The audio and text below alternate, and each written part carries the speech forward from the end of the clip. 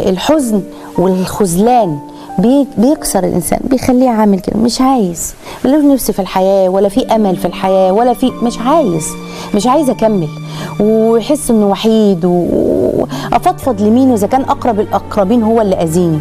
الامر ده صعب، لكن امتى اقرر وامتى انجح؟ لما اقرر ان انا هتعافى من الامر ده. اتعافى ازاي؟ او ازاي انسى ذكريات اليمه، او ازاي انسى مواقف اليمه؟ اعمل احلال وابدال. الله، اعمل لك ذكريات سعيده. ايه الحاجات اللي تسعدك؟ ناس تسعدها على فكره، ناس تسعدها قربها من الله. طيب ما في ربنا وكل حاجه، بس انت عامل ايه مع ربنا؟ اسمعي معايا بالله عليك يا مريم عشان النقطه دي مهمه. حالك ايه؟ ليكي حال مع الله؟ يعني ايه حال؟ ما انا بصلي وبصوم وبقرا قران.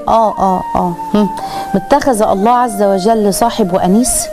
يعني ايه؟ يعني بحكي له على كل حاجه، يعني بحكي لربنا كل اللي انت هتحكيه للصاحب ولا للاخ ولا للاخت ولا للانتيم، اللي انت هتحكيه لده، ايه اللي هيحصل؟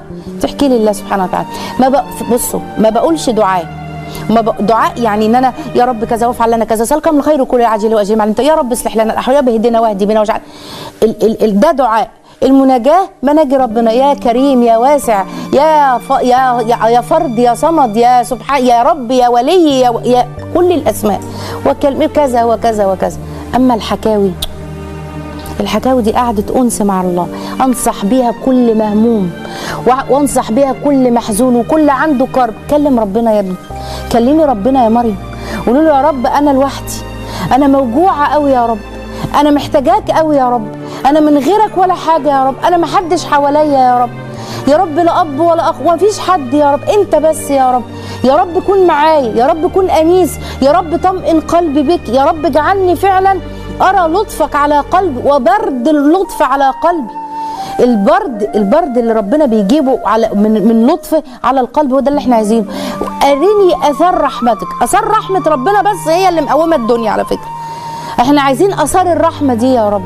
وكلميه، حصل كذا، احكي له بدون دعاء وبدون مناجاة. احكي له، اقعدي في المصلى بتاعك وادعي وقولي لربنا حصل لي كذا وعملوا معايا كذا وانا رديت كذا وكانت صعبانه عليا نفسي جدا يا رب وحصل كذا، ويا رب انا محتاجه منك، طب يا رب انت كنت شايفني، طب يا رب انت كنت سامعني، طب نجيني، طب انقذني.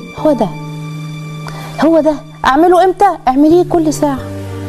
كان امبارح اهو الجمعه اهوت، واعملي بقى كل ساعه اعملي ساعه مجابه في يوم الجمعه كله بعد الصلوات، بس ليكي وقت خاص في اليوم. لو هتعمليها يبقى مثلا وقت قيامك، وقت فجرك،